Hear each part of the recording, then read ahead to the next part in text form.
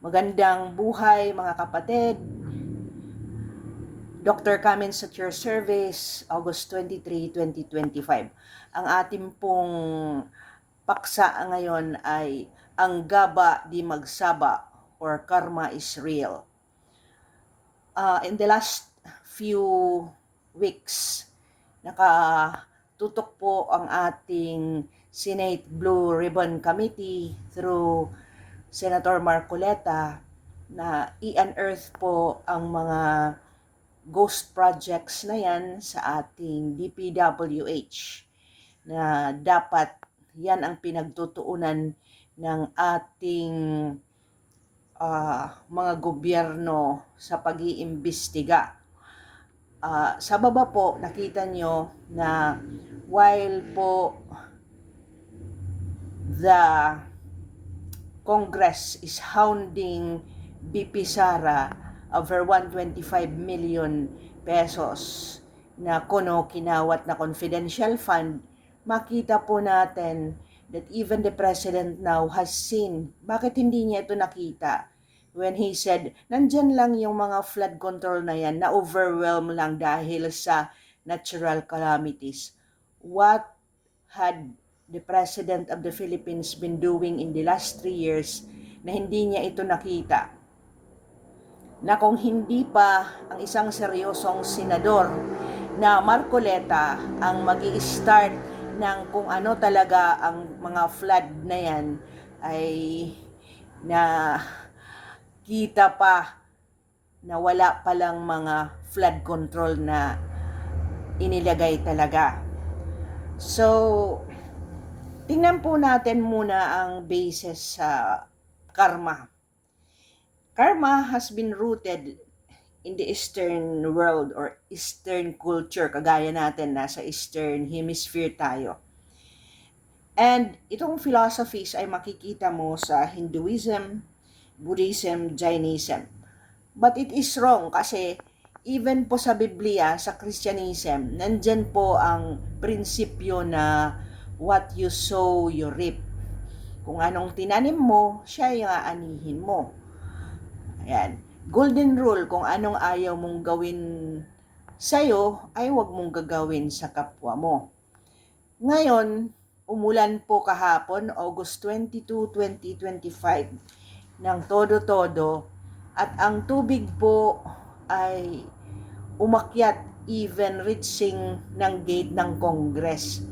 Parang nagpaparamdam talaga ang kalikasan na kailangan isolve natin ang mga sakuna na to dahil hindi naman talaga sakuna na hindi naman nangyayari noon sa time ni Duterte.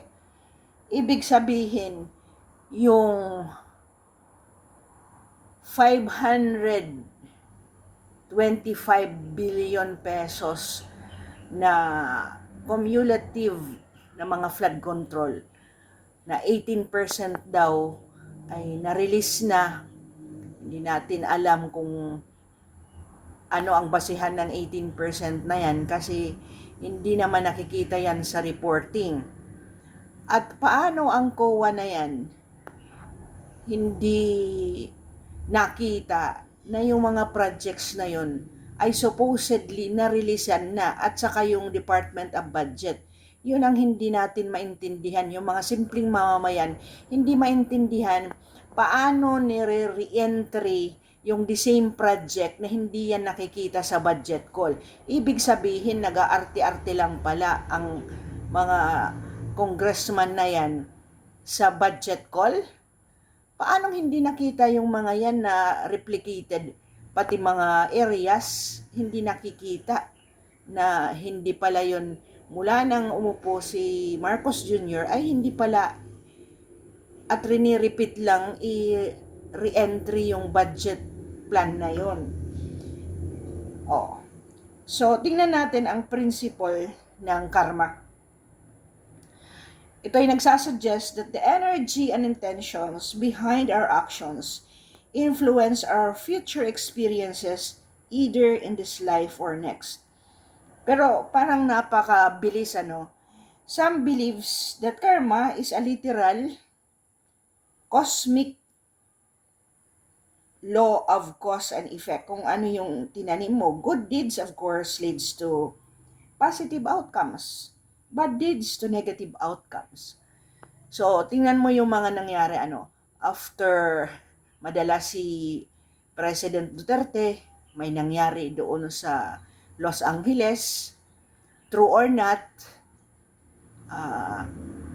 parang may mga nakita naman yung report ng medico legal sa LA, sa Beverly Hills, ay sinabing itong taong ito ay namatay due to drug overdose and that person had been in that entourage. Diba? So, ano ba ang mga sumusunod?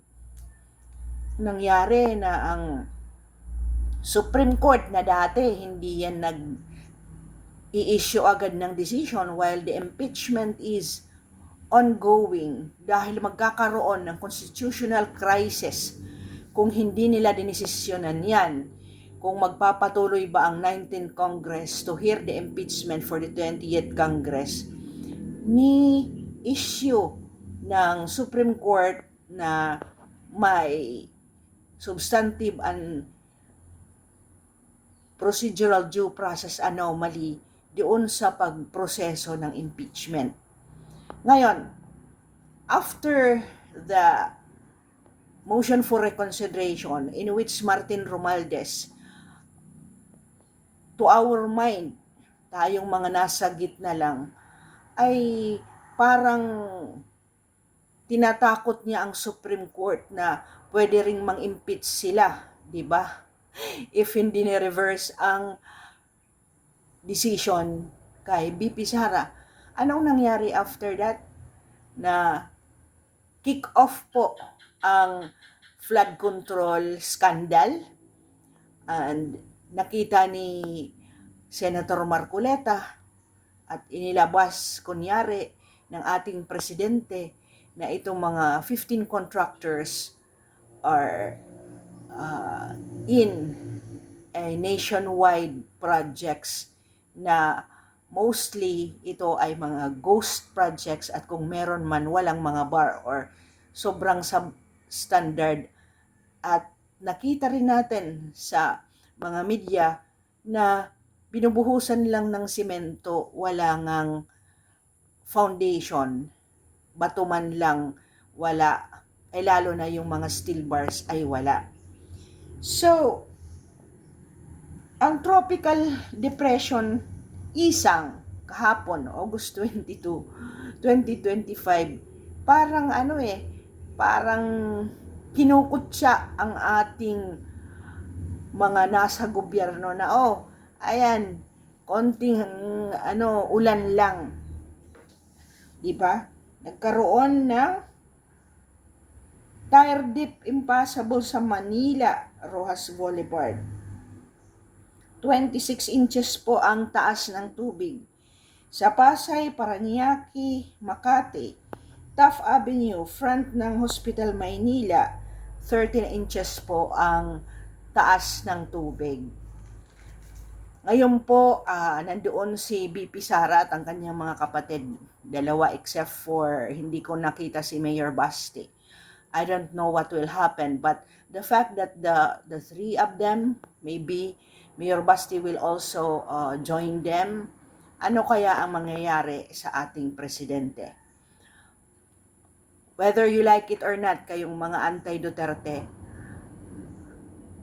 na ramdaman po natin ang progreso, kung meron mang katiwalian pa, hindi masyadong naramdaman sa time ni Duterte, at ang ating pong mga babae at pamilya ay nagkaroon ng katiwasayan dahil whether you like it or not, kayong may mga drug addict na family member, hindi na naranasan, ang nararanasan na naman ngayon na ang lolo, kapatid, ang kamag-anak na nandyan sa bahay, pinapatay na naman ng isang lango sa drugs.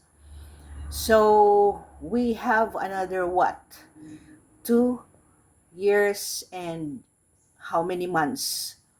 September na po tayo next week.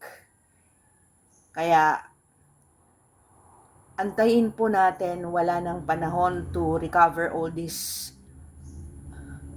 circus sa Kongreso. Ngayon, mag-preparar na naman sila.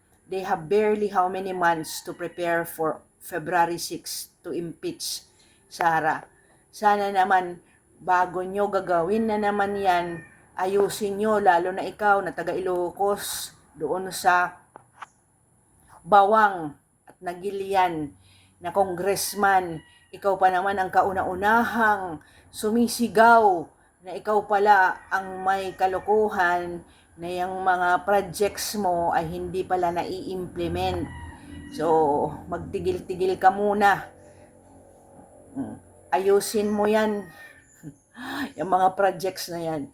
Mirror yourself and see that man in the mirror kung malinis ka nga at wala ka lang muta sa mukha mo. So, in that, also, yung mga latest na comic stint ng isang comedian, sana manalaming ka rin dahil ang karma ay real. Ang gaba hindi magsaba. So, it took them to return. Ikaw na binigyan ng pagkakataon ng mga Duterte na umupo dyan. Binigyan ka ng Diyos ng pagkakataon na i-redeem ang inyong pagkatao at ayan, sinayang nyo na naman. Thank you for subscribing, commenting, and liking.